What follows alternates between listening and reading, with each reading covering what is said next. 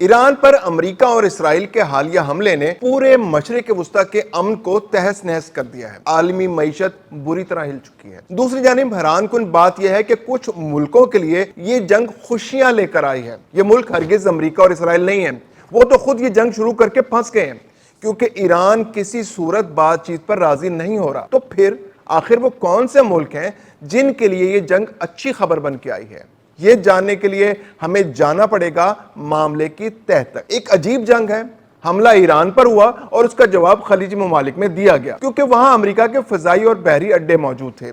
ایرانی حملے تو محض امریکی مفادات تک محدود تھے، لیکن اسرائیل نے درپردہ شرارت کرتے ہوئے سعودی عرب میں آئل فیلڈز، ترکیہ اور آذربائیجان کو بھی نشانہ بنانا شروع کر دیا، تاکہ ان حملوں کا الزام بھی ایران پر آئے اور یہ ممالک بھی براہ راست ایران کے خلاف جنگ میں شریک ہو جائیں۔ لیکن ان ملکوں کی قیادت نے ضبط سے کام لیا اور ایران کی وضاحت قبول کر لی۔ تیل کی قیمتیں آسمان کو چھو رہی ہیں، جس سے مہنگائی کا ایک نیا طوفان آنے والا ہے۔ ایسے میں برطانیہ اور یورپ کے دوسرے امیر ممالک بظاہر پریشان نظر آ رہے ہیں، لیکن وہ ساتھ ہی ساتھ اس صورتحال سے بھرپور فائدہ بھی اٹھا رہے ہیں۔ ایک تو ان یورپی ملکوں کو براہ راست اس جنگ کا حصہ نہیں بننا پڑا، اور دوسری جانب یہ ان کی معیشت کے لیے ایک ٹونک کا کام کر رہی ہے۔ اب سوال یہ پیدا ہوتا ہے کہ وہ کیسے؟ اس کے لیے ذرا ماضی میں جھانکنا پڑے گا۔ دنیا کے امیر ترین افراد گزشتہ چند برسوں سے بڑی تیزی کے ساتھ یورپ سے نکل کر مشرق وسطی کا رخ کر رہے ہیں۔ خاص طور پر برطانیہ اور یورپی ممالک کے ارب پتی افراد کی بڑی تعداد نے اپنی دولت اور کاروبار کو خلیجی ریاستوں میں منتقل کرنا شروع کر دیا تھا۔ اس رجحان میں سب سے زیادہ فائدہ جس ملک کو ہوا وہ تھا متحدہ عرب امارات، جہاں دبئی اور ابوظہبی نے عالمی سرمایہ کاروں کے لیے ایک نیا مالیاتی برکس بننے کی کوشش کی۔ یوکے اور یورپ سے ہونے والی اس نقل مکانی کی سب سے بڑی وجہ ٹیکس قوانین میں تبدیلیاں، سخت ماحولیاتی نگرانی اور کاروباری ماحول میں بڑھتی ہوئی پابندیاں تھیں۔ خاص طور پر برطانیہ میں نان ڈوم ٹیکس سٹیٹس کے خاتمے کے بعد بہت سے امیر افراد نے نئے مالیاتی مرکز کی تلاش شروع کر دی۔ اگر صرف برطانیہ کی مثال لی جائے تو وہاں ان سرمایہ کاروں کو 45% تک ٹیکس ادا کرنا پڑتا ہے۔ کیپٹل گین کی مد میں 18 سے 25% اور وراثت کی منتقلی کے وقت بھی 40% رقم ٹیکس کی مد میں ان کی جیب سے نکل جاتی ہے۔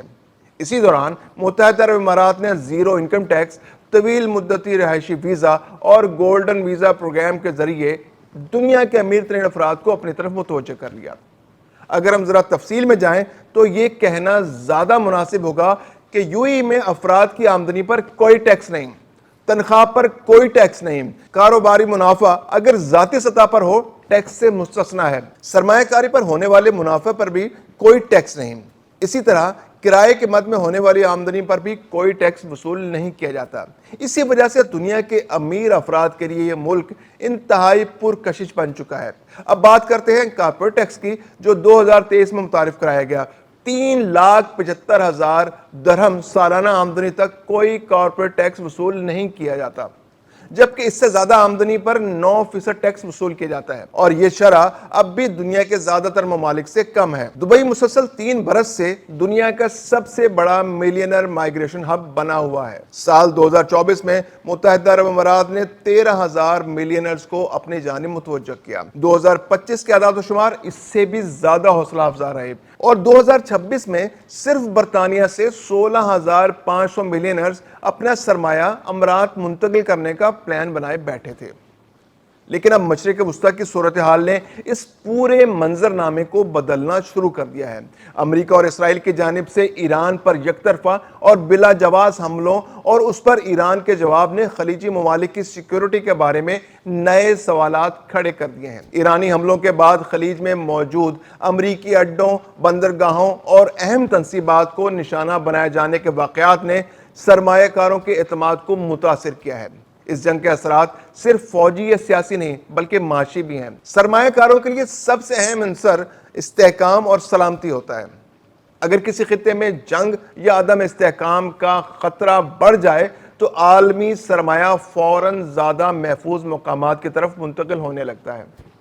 متحدہ عرب امارات اور بالخصوص دبئی نے دنیا بھر کے امیر افراد کو ہمیشہ یہی پیغام دیا کہ یہ خطہ ٹیکس فری اور مکمل طور پر محفوظ ہے، لیکن حالیہ حملوں نے اس تشخص کو بری طرح متاثر کیا ہے۔ ایرانی ڈرون اور میزائل حملوں نے ایئرپورٹس، بندرگاہوں اور رہائشی علاقوں کو بھی متاثر کیا۔ دبئی اور ابوظہبی کے قریب انفراسٹرکچر کو نقصان پہنچنے سے سرمایہ کاروں میں عدم تحفظ پیدا ہوا۔ خلیجی ریاستوں کے سٹاک مارکیٹس میں شدید اتار چڑھاؤ آیا اور بعض مارکیٹس کو عارضی طور پر بند بھی کرنا پڑا۔ یعنی پہلی بار عالمی سرمایہ کاروں نے یہ سوال اٹھانا شروع کیا کہ اگر جنگ پھیل گئی تو کیا خلیج واقعی محفوظ رہے گا؟ کئی امیر ایشیائی سرمایہ کاروں نے اپنا سرمایہ ہانگ کانگ اور سنگاپور منتقل کرنا شروع کر دیا ہے۔ کچھ اپنے کروڑوں ڈالر دوسرے ملکوں میں منتقل کرنے کی منصوبہ بندی کر رہے ہیں۔ یعنی بنیادی نقطہ اپنے سرمایہ کو محفوظ رکھنا ہے۔ یہی سوچ اب مغربی سرمایہ کاروں کو بھی اپنے مستقبل کے فیصلوں پر دوبارہ غور پر مجبور کر رہی ہے۔ دبئی کی معیشت کا ایک بڑا حصہ ریل اسٹیٹ کا کاروبار ہے اور اس شعبے کا زیادہ تر انحصار غیر ملکی سرمایہ اور امیر خریداروں پر ہے۔ 2022 سے 2025 کے درمیان دبئی میں جائیدادوں کی قیمتیں 60% تک بڑھ گئیں۔ یعنی اگر کوئی پراپرٹی 4 لاکھ درہم کی تھی تو وہ 3 سال کے عرصے میں بڑھ کر 10 لاکھ درہم کی ہو گئی۔ دبئی آسمان چھوتی رہائشی عمارتوں، کمرشل پلازوں اور ہوٹلوں کا ایک جنگل ہے جس میں ہر گزرتے سال کے ساتھ اضافہ ہوتا چلا جا رہا ہے۔ یہ سب کچھ غیر ملکی سرمایہ اور خاص طور پر مغربی ملینئرز کی مرہون منت تھا۔ اور اب جنگ کے بعد امن کی بگڑتی صورتحال کی وجہ سے اگر عالمی سرمایہ کار پیچھے ہٹتے ہیں تو اس مارکیٹ کو شدید دھچکا لگ سکتا ہے۔ کچھ لوگ تو شاید اپنا سرمایہ محفوظ کر لیں، لیکن اکثر سرمایہ کار اپنے اربوں ڈالر سے ہاتھ دھو بیٹھیں گے، جبکہ چھوٹے اور درمیانے درجے کے سرمایہ کاروں کے لیے تو مکمل تباہی ہے۔ ایران کے حملوں نے صرف سرمایہ کاری ہی نہیں بلکہ پورے کاروباری ماحول کو متاثر کیا ہے۔ دبئی، ابوظہبی اور شارجہ کے ایئرپورٹ سے پروازیں متاثر ہوئیں، بندرگاہوں اور ہوٹلوں کو نقصان پہنچا، جبکہ عالمی سیاحت اور کاروباری تقریبات کو بھی منسوخ کرنا پڑ گیا۔ یہ تمام عوامل اس خطے کے بزنس ماڈل کو متاثر کرتے ہیں جس کی بنیاد ٹورزم، ایویشن، مالیاتی خدمات اور ریل اسٹیٹ پر ہے۔ اگر مشرق وسطیٰ کی کشیدگی طویل عرصے تک جاری رہتی ہے تو یہ بات طے ہے کہ عالمی ملینئرز مائیگریشن کا نقشہ ایک بار پھر تبدیل ہو جائے گا۔ ایسی صورت میں یورپ، جس سے امیر افراد مسلسل باہر جا رہے تھے، عارضی طور پر ہی صحیح اپنی دولت کو روکنے میں کامیاب ہو سکتا ہے۔ یوں ایک جنگ جو بظاہر مشرق وسطیٰ کے لیے خطرہ بن کر ابھری ہے، بالواسطہ طور پر یورپ کی معیشتوں کے لیے ایک غیر متوقع ریلیف بھی ثابت ہو سکتی ہے۔